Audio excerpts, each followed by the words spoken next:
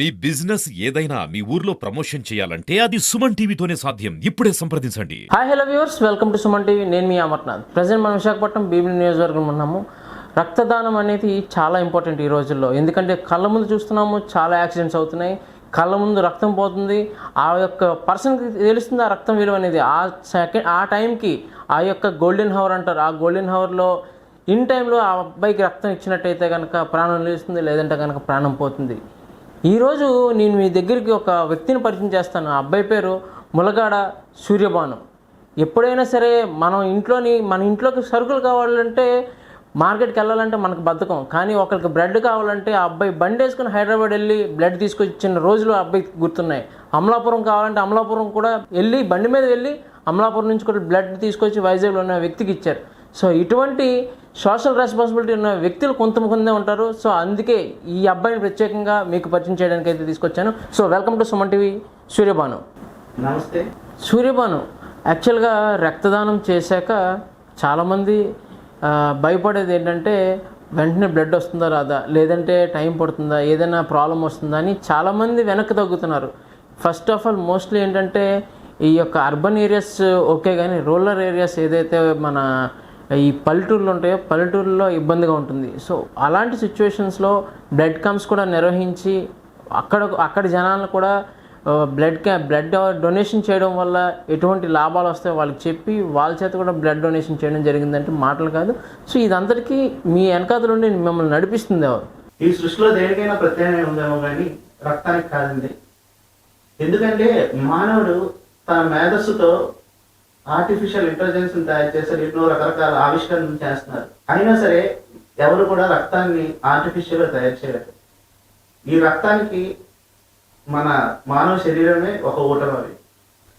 ఇది ఇవ్వడంలో చాలా మంది అపోహలు పెట్టుకొని ముందుకు రారు. కానీ ఈ రోజుల్లో చాలా మందికి అవగాహన కలిగి రక్తదానం చేయడానికి ముందుకు వస్తున్నారు.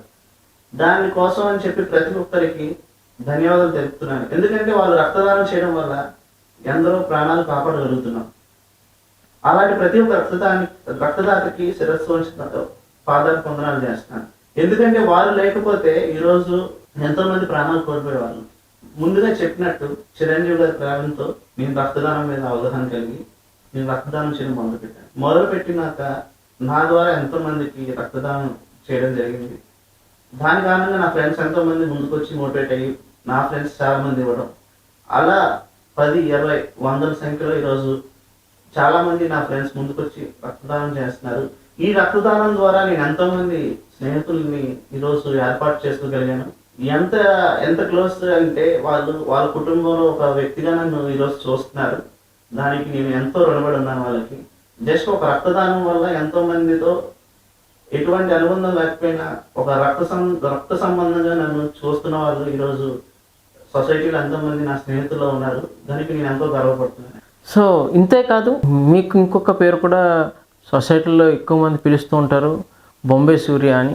సో ఈ బాంబే సూర్య అని ఎందుకు పిలుస్తారు, దీనికి కారణం ఏంటి? 2019 సంవత్సరంలో నేను ఒక నగరంలో బ్లడ్ బ్యాంక్లో ఒక పిఆర్ఓగా పనిచేస్తున్నానండి. ఆ సమయంలో 7 హిల్స్లో ఒక పేషెంట్కి బాంబే బ్లడ్ అవసరమైతే గణేష్ భవన్ లోకండి అనే ఒక పూణేకి సంబంధించిన వ్యక్తికి ఫోన్ చేయడం జరిగింది. ఆయన కూడా చాలా సులువుగా నేను వస్తానండి, నేను ఇస్తాను అని చెప్పి ఆయన సొంత ఖర్చులో ఒక 40,000 పెట్టుకొని ఫ్లైట్ ఛార్జెస్ ఆయన పూణే నుండి వైజాగ్ వచ్చి ఎవరైతే పేషెంట్ ఉన్నారో పేషెంట్ని కలిసి ఆమె రక్తదానం చేసి ఆయన వెళ్ళిపోయారండి.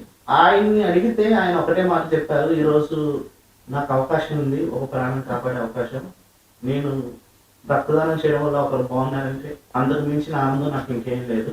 అలానే ఫ్లైట్ ఛార్జెస్ వీటి కోసం అంటారా, ఆర్థికంగా నేను స్టేబుల్గా ఉన్నాను. నేను ఒకరికి సహాయం చేసే స్టేజ్లో ఉన్నప్పుడు కూడా నేను చేయకపోతే ఎందుకు, నాకు భగవంతుడు ఇచ్చిన దాన్ని బట్టి నేను ఇచ్చానని చెప్పారు. ఆయన మాటలకు ఎంతో ఆనందం కలిగి అప్పటి నుండి నేను వైజాగ్లో కనుక కానీ లేదంటే మన కోస్టల్ ఆంధ్రాలో ఎవరికైనా బాంబే బ్లడ్ అవసరం అయితే డోనర్ డీటెయిల్స్ని గ్యాదర్ చేసి, ఇప్పుడు ఫ్యామిలీలో ఉండొచ్చు, అలానే బయట డోనర్స్ నెంబర్స్ కూడా గ్యాదర్ చేసి అవసరం ఉన్న వాళ్ళకి బాంబే బ్లడ్ ఏర్పాటు చేయడం జరుగుతుంది. అలానే 2020 కోవిడ్ సమయంలో మన నగరంలోని మహాత్మా గాంధీ క్యాన్సర్ హాస్పిటల్లో ఒక 50 సంవత్సరాల క్యాన్సర్ పేషెంట్కి బాంబే బ్లడ్ గ్రూప్ అవసరమైందండి. మొదటగా ఎలా ఉంటుందంటే ల్యాబ్లో టెస్ట్ చేసేటప్పుడు ఓ పాజిటివ్గా నిర్ధారిస్తారు. ఎప్పుడైతే బ్లడ్ బ్యాంక్ వెళ్ళాక కనుక్కుంటే క్రాస్ మ్యాచ్ చేసేటప్పుడు అది బాంబే ఓ పాజిటివ్గా తెలుసుకోగలుగుతాం.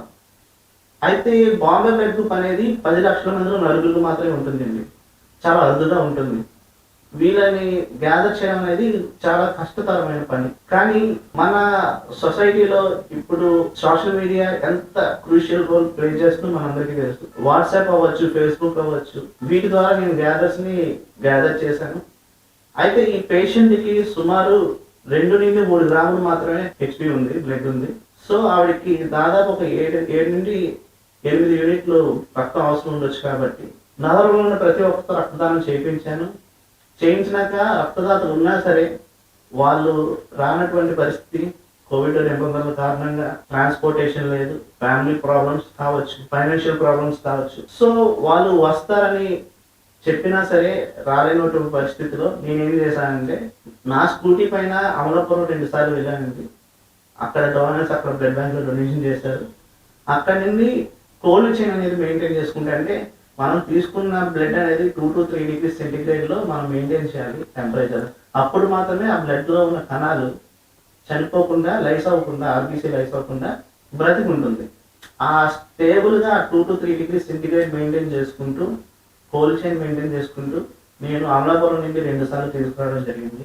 సాధారణంగా మనుషుల్లో మనం బ్లడ్ గ్రూపులు చూస్తాం, ఎలా అంటే ఏ, బి, ఏబి, ఓ. కానీ ఈ బాంబే బ్లడ్ గ్రూప్ వచ్చేటప్పటికి ఇది ఓలో ఉండే అరుదైన గ్రూప్. దీనికి బాంబే బ్లడ్ గ్రూప్ అని ఎందుకు వచ్చిందంటే ఇది బాంబేలో 1952లో కనుగొన్నారు. ఇది చాలా అరుదుగా ఉంటుంది, 10 లక్షల మంది నలుగురికి మాత్రమే ఉంటుంది. దీన్ని నేను ఏర్పాటు చేయడం వల్ల, అవసరంలో కొందరికి ఏర్పాటు చేయడం వల్ల నన్ను బాంబే సూర్య అని పిలుస్తారు కొందరు. సో మీ యొక్క ఏం ఏంటి అసలు? మీరు చూసిన సిచ్యువేషన్స్ 2022, 2021, 22 ఈ యొక్క కరోనా పాండమిక్లో మీరు చూసినటువంటి సిచ్యువేషన్స్ ఎలాంటివి? అసలు మీ ఎలాంటి సిచ్యువేషన్స్లో ఇప్పుడు ఇవన్నీ క్రాస్ చేశారు కాబట్టి మీ ఏమేంటి?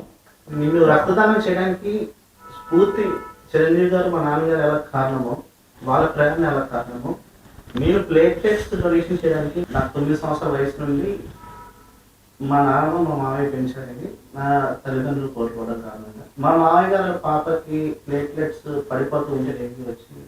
మొదటిసారి మా మామయ్య గారు ఏడవటం చూశాను. ఒక తల్లి లాంటి వాళ్ళు బాధపడటం నాకు చాలా బాధించింది. అప్పటికి నేను ప్లేట్లెట్స్ డొనేషన్ చేస్తున్నాను. అదే టైంలో నేను ఎంతో మంది క్యాన్సర్ పేషెంట్స్ ఈ పిల్లలు కూడా చూశాను. నేను అలానే తారసీమియా పిల్లలను చూశాను, ఈ సికిల్ సెల్ ఎనీమియా పిల్లలను చూశాను. వాళ్ళు ఏం తప్పు చేశారు, వాళ్ళకి ఎందుకు ఈ బాధ?